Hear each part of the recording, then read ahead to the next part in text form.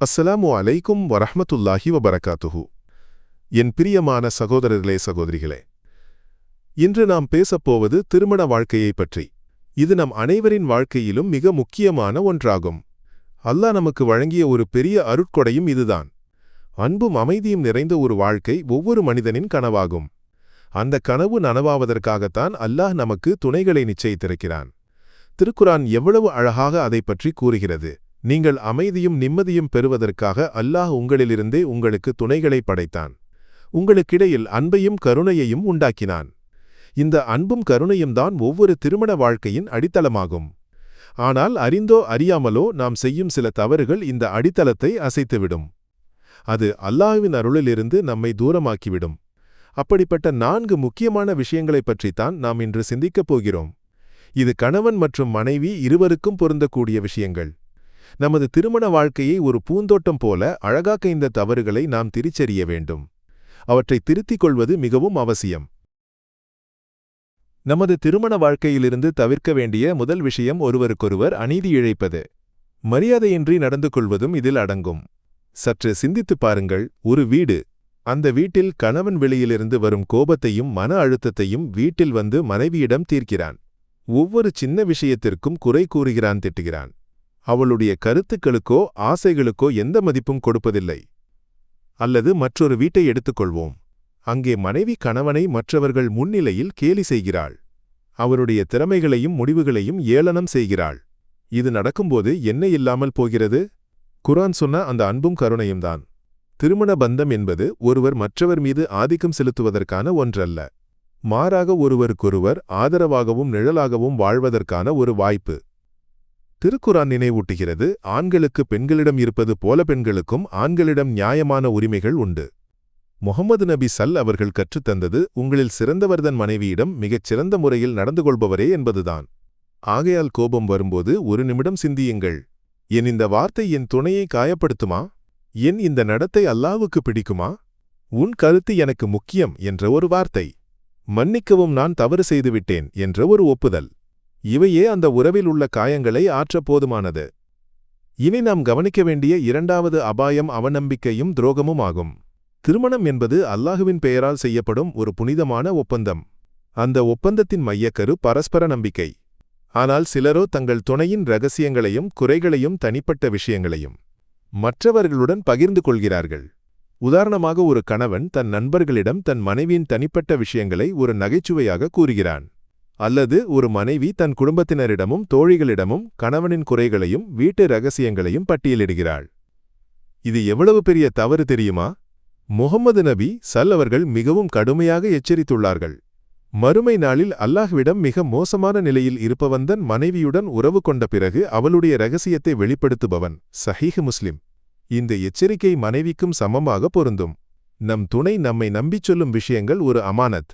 அது ஒரு பாதுகாக்கப்பட்ட சொத்து. அதை பாதுகாப்பது நமது கடமை. அந்த நம்பிக்கையை இழந்துவிட்டால் பிறகு அந்த உறவுக்கு என்ன மதிப்பு இருக்கிறது? சந்தேகத்தையும் உளவு பார்ப்பதையும் தவிருங்கள். திறந்த மனதுடன் பேசுங்கள். நம்பிக்கை ஒரு கண்ணாடி போன்றது. ஒருமுறை உடைந்தால் மீண்டும் பழைய நிலைக்கு கொண்டு வருவது கடினம். நமது திருமணத்தை சிதைக்கும் 3வது தவறு கடமைகளையும் பொறுப்புகளையும் புறக்கணிப்பதாகும். இஸ்லாத்தில் கணவனுக்கும் மனைவிக்கும் அவரவருக்கான பொறுப்புகள் மிகவும் தெளிவாக வரையறுக்கப்பட்டுள்ளன.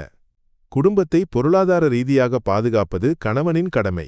அதேபோல் அவர்களுக்கு உணர்ச்சிபூர்வமான பாதுகாப்பையும் வழங்க வேண்டும்.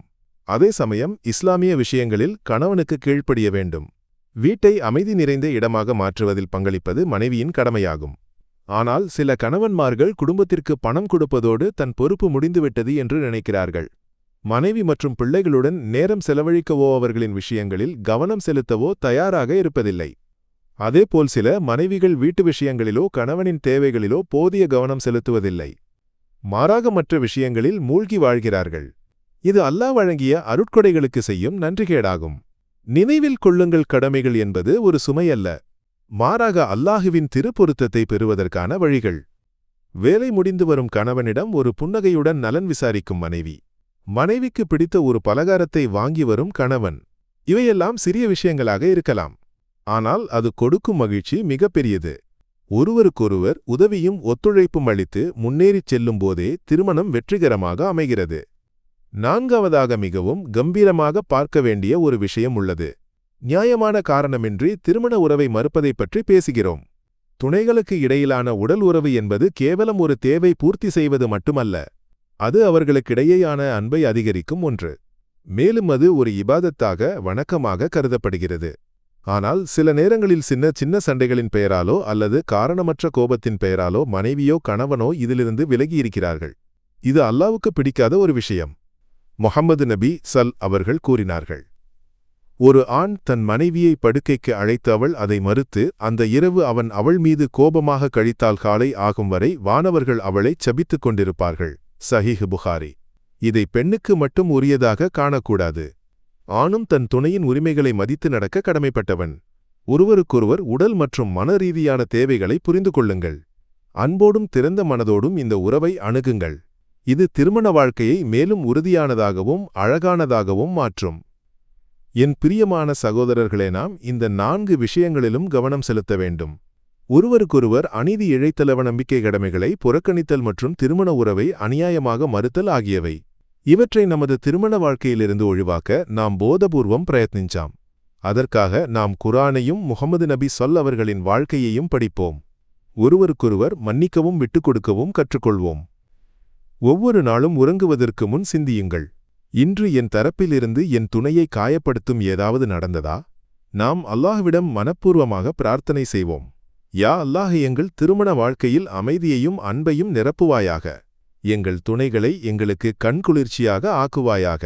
உன்னுடைய வழிகாட்டுதலால் எங்கள் வாழ்க்கையை வழிநடத்துவாயாக. நான் ஒரு சிறிய சம்பவத்தைச் சொல்லி முடிக்கிறேன். எப்போதும் சண்டையிட்டுக் கொண்டிருந்த ஒரு தம்பதியினர் இருந்தனர். வாழ்க்கையில் சலித்துப்போன அவர்கள் ஒரு நாள் ஒரு முடிவெடுத்தனர். இன்று ஒரு நாள் மட்டும் நாம் ஒருவரையொருவர் குறை கூறவோ கோபப்படவோ மாட்டோம். பதிலாக ஒருவருக்கொருவர் மகிழ்ச்சியளிக்கும் ஒரு நல்ல காரியத்தை செய்வோம். அன்று கணவன் வேலை முடிந்து வரும்போது மனைவிக்காக ஒரு மல்லிகைப்பூ மாலை வாங்கி வந்தான். அதை பார்த்த மகிழ்ச்சியில் மனைவி கணவனுக்கு பிடித்த தேநீரும் பலகாரமும் செய்து கொடுத்தாள். அவர்கள் நீண்ட நாட்களுக்குப் பிறகு ஒன்றாக அமர்ந்து பேசினார்கள், சிரித்தார்கள். அந்த ஒரே நாள் அவர்களின் வாழ்க்கையில் ஒரு பெரிய மாற்றத்தை ஏற்படுத்தியது. சிறிய விஷயங்களே போதும் நமது வாழ்க்கையை அழகாக்க. அந்த மாற்றம் நம்மிடமிருந்தே தொடங்கட்டும். அல்லாஹ் நம் அனைவரின் திருமண வாழ்க்கையிலும் பரக்கத்தையும் ரஹ்மத்தையும் பொழிவானாக. ஆமீன்.